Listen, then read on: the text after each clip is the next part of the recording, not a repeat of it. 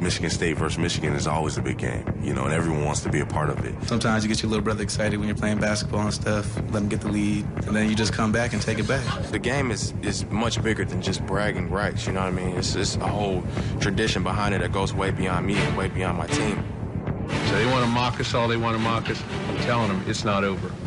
It's not over. It'll never be over here. It's why you go to Michigan State. It's why you go play football in the Big Ten.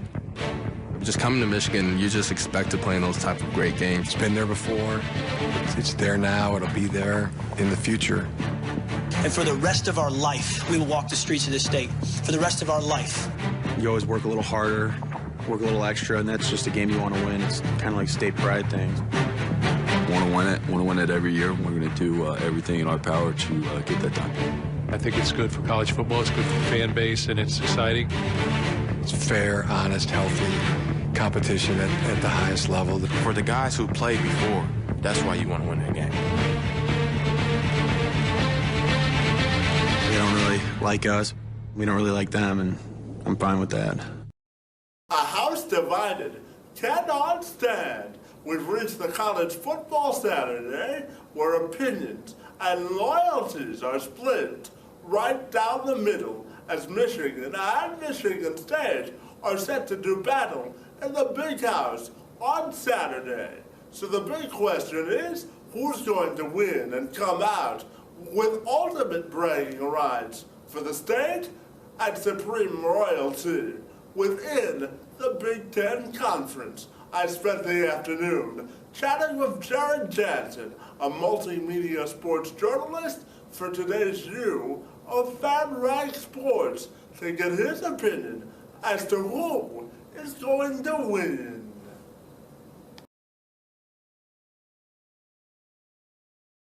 So, Jared, first of all, we want to welcome you to the Two-Man Advantage podcast, and we're excited to preview the Battle of the State with you between Michigan and Michigan State this afternoon. Thanks for having me. I appreciate it. Now, when we look at Michigan, it's their third consecutive shutout since 1980. So I'm wondering your thoughts on your impression on Michigan's defense to this point. So far I think I was reading a couple articles on how smart they've been playing. In the past I've kind of questioned if they've actually had the athletes to play good defense, and they've had a decent defense over the last couple of years, but Greg Madison just said the other day, these guys are maturing. They're juniors and seniors now, and they've played a lot of football. So I think it's all starting to come together for them. And DJ Durkin's done a nice job, defensive coordinator, putting them in the, right spots to succeed. And like I said, 3 straight shutouts has been pretty impressive. But, Madison said, a lot of these kids played before they actually should have played. So that experience is really starting to, come together for them, I think. Now, last Saturday was Michigan's biggest margin of victory over Northwestern since 1991, November 9th of 1991, when they beat Northwestern 59-14. So can you tell me, what do you think was the most impressive aspect of Michigan's win over Northwestern? I think, especially Northwestern in the couple games before, they've come out in the first quarter and really, put a good cushion up where, they can kind of let that defense work and, kind of just control the clock. People kind of get upset, they're up, I think it was BYU too, they're up, 31-0 at half or whatever. Then, Harbaugh just continues to run the ball in the second half and, they're kind of just satisfied with sitting on that lead and, letting their defense work and just kind of, wear the clock out. But I mean, overall, and Harbaugh always preaches that all 3 phases, they got a touchdown on special teams, got a touchdown on defense. Offensively, I think they kind of use game manager with Jake Rudock. But I mean, I think overall, calling audibles at the line, managing the game, he's done a real nice job from week 1 to where he is now. He's really improved. So all 3 phases for Michigan are really starting to click, and that's been impressive for them. Now, in the last 2 games, they've scored 73 unanswered points against their opponents. So can you tell me, what do you think is the key to Michigan being so dominant in the last couple of games, and how will that performance propel them moving forward? And I think kind of the same thing we were talking about on the defensive side of the ball, but their offensive line, those guys have been playing together for a while now, and they've played since they've been freshmen or sophomores, and now that they're upperclassmen, they are really starting to gel together and control the line of scrimmage, and their pass protection's been well. They've been running the ball real well. So it's just it opens up the play action game then. Everything else, the offense has kind of been clicking that way, and Harbaugh finds a way to sneak in as many tight ends and fullbacks into the game as he can. He's that old school, pound it down your throat kind of football. It still works, doesn't it? Oh yeah, that's it, especially in today's age where everyone wants to spread it out and stuff. It's nice to see that old school football still kind of work to get some points on the board. Now, Michigan is ranked number 12 in the Associated Press poll. They're the highest one-loss team besides Alabama, who is ranked 10th in the country. So, besides the Harbaugh effect, what do you think has been the biggest contributor to Michigan's success? I think, just the assistant coaches he brought in, too, with all that experience and stuff. They just and it's crazy how all the guys kind of, when you interview them and stuff, they talk about the same type of stuff, and they're really just buying into the system. And I think the assistants are really, putting it to them that they, buying into the assistants have been in the pros. So this is what I got to do to perform. And it's just kind of like momentum's been going for them. Like, they got 1 win, and then the next week they come out and they continue to play. So I think the more momentum they keep building after all these wins, I mean, that confidence can go a long way to, continue and make them improve. Now, this is moving forward to Michigan State. This is the highest that both schools have been ranked, I think, since 2003. So what are you looking forward to most on Saturday with Saturday's game? I really would like to see how Connor Cook performs against the secondary. I know there's been a lot of talk about that. Then obviously he's, arguably one of the best quarterbacks in the country. So it'll be, probably the biggest test for him this season, going against probably the best defense he'll face. And for the Michigan secondary, it's going to be a good test. Probably one of the better quarterbacks they're going to see this year. So that's a good matchup I'm looking forward to. And depending on how healthy Michigan State, I know they haven't really said much on how healthy their offensive line is going to be, but I'd rather see them healthy and full strength. Because when they are healthy and have full strength, they have a good offensive line. So and Michigan's defensive line's been real impressive this year. So I'd like to see them be healthy and go against the Michigan defensive line as well. Now, it's not.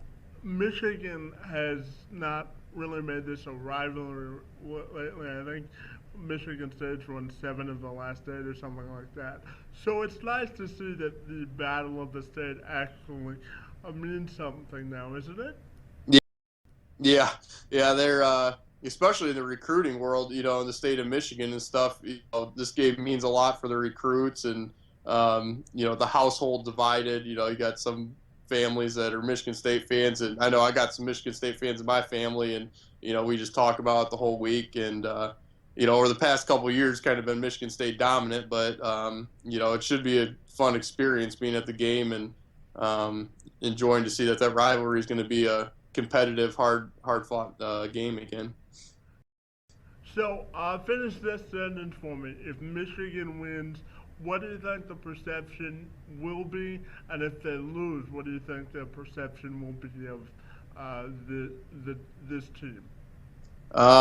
If they win, I think the perception is going to be that it's going to come down to Ohio State, the last game of the season, to see possibly who goes to the Big Ten championship or maybe a playoff spot. If they lose, I think the perception, they'll obviously be upset losing to Michigan State, but I think that they've already seen improvement with Harbaugh there, that I don't think it's going to be the end of the world. Like, yeah, they'll be upset, but there's still more games to look forward to the year. And obviously Ohio State at the end of the year, people will still be looking forward to that. So like Harbaugh always says, it's just each week you're just trying to improve, and hopefully by the end of the year they'll get where they want to be. Now, Michigan's propensity to generate big plays, I think. 2 tailbacks have runs of 60 yards or more on the season. Receivers got 66-yard reception, and you've got what happened on Saturday against Northwestern with the kickoff return for a touchdown. So how much do you think Michigan's ability to generate big plays will help them on Saturday? I definitely think they're due for a couple. The Michigan State secondary is one of their weaknesses. But I think the big plays comes to really not the guys actually running the ball, but guys blocking downfield. Harbaugh can't preach enough about how his wide receivers are blocking downfield, how well they do that. Special teams, same way. He talked about the blocking that kind of set up. I think they took that kickback untouched. But I think they're definitely due for a couple big plays with one of the weaknesses for Michigan State being the secondary.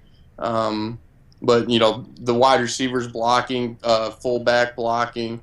I think the blocking plays are the ones that are setting up those big plays for them. And when you look at this game, in your opinion, which school needs this game more in the context of competing for this season? I think I think Michigan State actually needs it more because they've kind of over the past 5 years kind of built up this, they're kind of trying to gain respect and get into that national picture. And it seemed like, this year they finally got, this is our year. We can get into the playoffs, compete for a Big Ten championship and stuff. Unfortunate they've had these injuries so far and stuff, but they kind of, built this up. Connor Cook being a senior this year. I think it, would mean more to them to, come away with this win to keep pushing them towards their goals and stuff. Like I said, with Michigan, everyone said it was a 2 or 3 year project with Harbaugh, and he's kind of turned around a lot quicker. But I think moving forward, too, if, Michigan beats Michigan State this week, like we kind of talked about with recruiting, does Harbaugh get an advantage over Michigan State this early because he already beat them? So I think this game definitely means a lot for Michigan State. They've kind of been dropping in the polls the last few weeks too because they haven't been playing as well. And it would be a marquee win for them to beat a Michigan team that's kind of been on the rise. So it could bump them back up into the possibly that top 4 look. Now, you mentioned that Michigan State's been dealing with some injuries, and their defensive secondary has given up some big plays. They gave up a big plays against Rutgers a week ago. So how much do you think Michigan State has regressed during the course of the season, and how much do you think that short-handed deck will help Michigan this Saturday?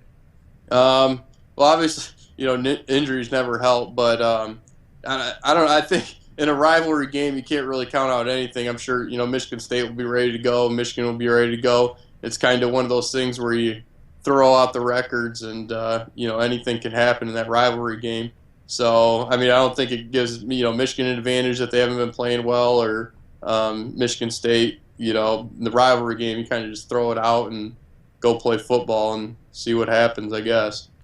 Now, if you look at Jake Rudock's numbers, he's completing 62% of his passes. I think he has a total of 106 completions for the season. And when you look at his numbers, they're not earth-shattering, but they're effective in the system that Harbaugh is running. So how much do you think Rudock has grown into a leadership role for Michigan? I think it's been good. He's kind of that steady, even keel type quarterback, and you can tell just talking with some of the wide receivers and stuff. They always talk about his work ethic and how he had to come into Michigan and learn a brand new system and new playbook and stuff. And they respect how much time he's put in on and off the field trying to learn the playbook and stuff like that. And he's kind of just got that demeanor to him where everything's always going to be okay.